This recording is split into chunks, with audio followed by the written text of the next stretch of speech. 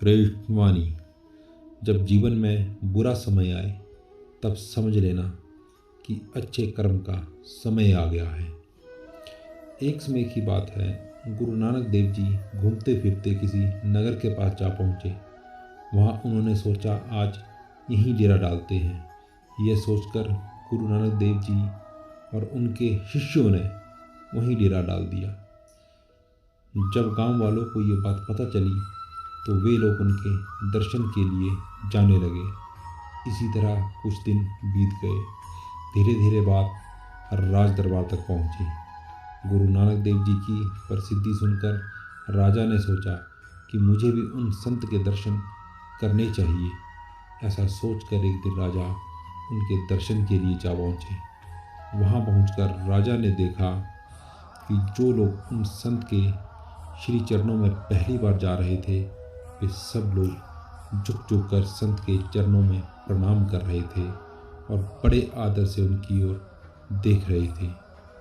तब राजा ने सोचा कि सब कुछ छोड़कर तो ये संत बने हैं, फिर सब लोगों से इनको प्रणाम करवाने की क्या ज़रूरत है। राजा के मन में अनेक विचार उत्पन्न होने लगे, परंतु गुरु नानक देव जी तो संत ठहरे। उन्होंने उन राजा को देखा और पूछ लिया, क्या सोच रहे हो भैया? राजा बोले, क्षमा करें महाराज, किंतु अब आप पूछ रहे हैं तो बता देता हूँ। लोग आपको नमस्कार क्यों करते हैं, और आप जब फकीर बन गए हैं तो आपको प्रणाम करवाने की क्या ज़रूरत है।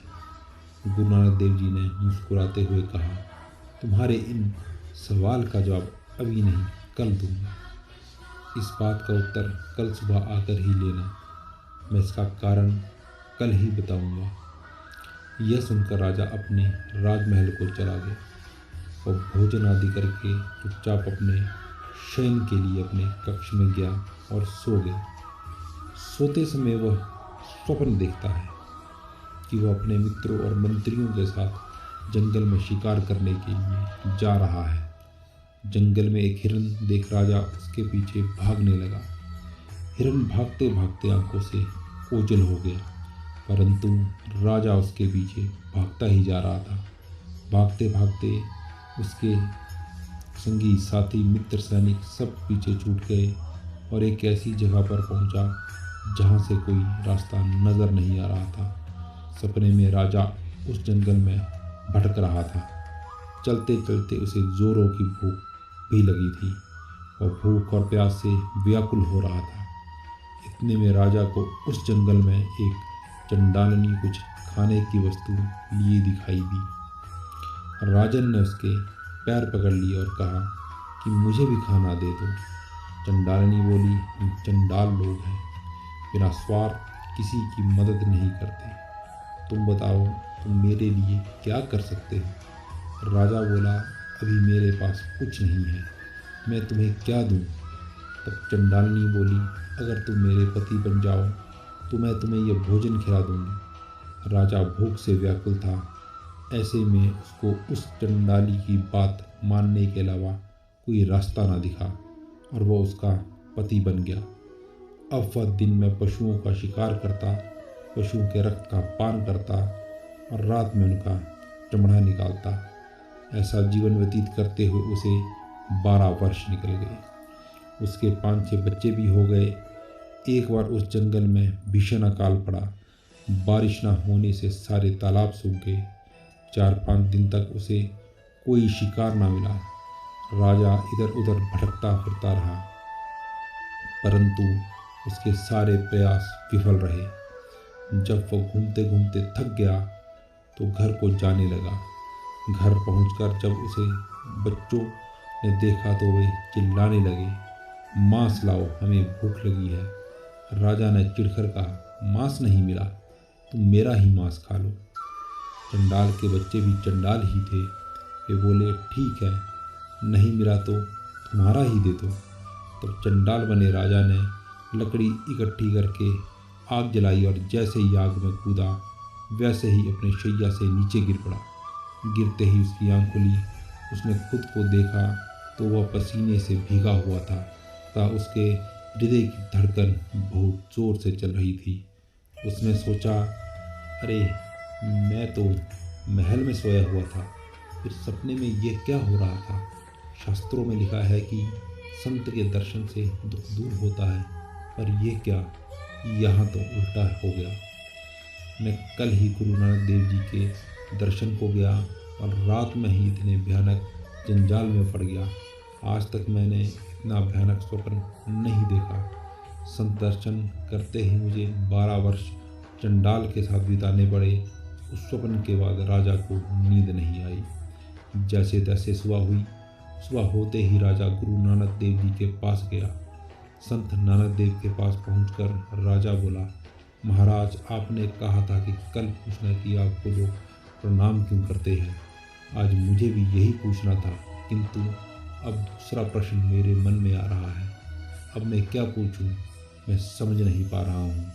लोग कहते हैं कि संत दर्शन के बाद तो मन शांत होता है, व्यक्ति को तसल्ली मिलती है। फिर मेरी रात खराब क्यों गई? मैंने रात में बहुत बुरा स्वप्न देखा। तब नानक देव जी मुस्कुरा कर बोले, तुमने जो स्वप्न में देखा वो मैं बता दूं क्या? राजा आश्चर्य से बोला, महाराज, आप कैसे बताएंगे? स्वप्न तो मैंने देखा था। परंतु नानक देव मुस्कुराते हुए बताने लगे। वे बोले, तूने खुद स्वप्न में चंडाल बना हुआ देखा। 12 वर्ष बड़ी बुरी तरह से बीते। तेरे बच्चों ने तेरा मांस मांगा, तू आग में जलने जा रहा था। जैसे ही तू खुद को आग में जलाने के लिए कूदा, तेरी आँख खुल गई।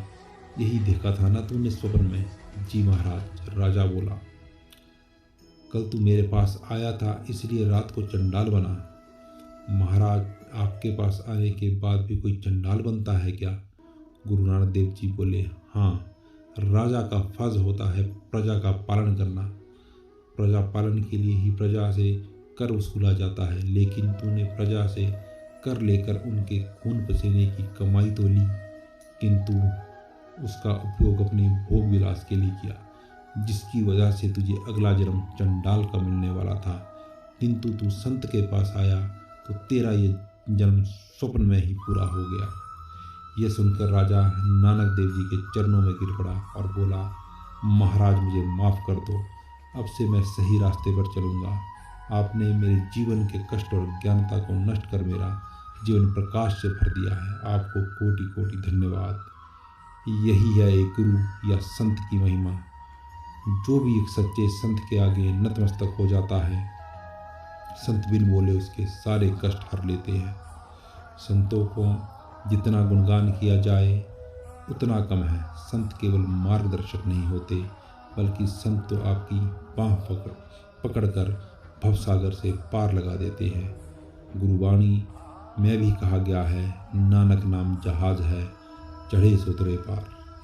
कितना भी बुरा समय क्यों ना हो, संत के दर्शन मात्र से बुरे कर्म भस्म होकर हमें सद्मार्ग पर चलने की प्रेरणा मिलती है और हमारा पुण्य उदित होने लगता है। इसलिए दोस्तों, हमें भी किसी समर्थ संत या गुरु के शरणागत होकर जीवन जीने की सही शिक्षा लेनी चाहिए, ताकि मृत्यु के बाद हम इस जन्म मरण के चक्कर से मुक्त हो सकें।